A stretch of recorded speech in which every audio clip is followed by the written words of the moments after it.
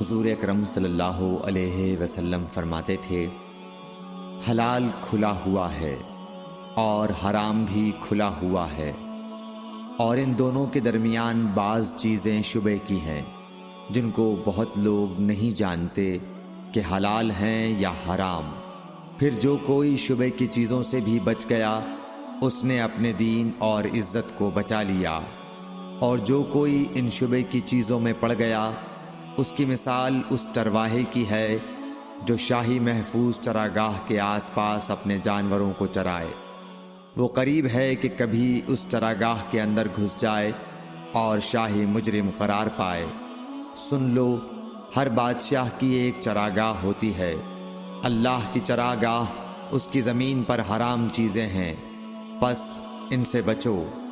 اور سن لو، بدن میں ایک گوشت کا ٹکڑا ہے، جب وہ درست ہوگا سارا بدن درست ہوگا، اور جہاں بگڑا سارا بدن بگڑ گیا۔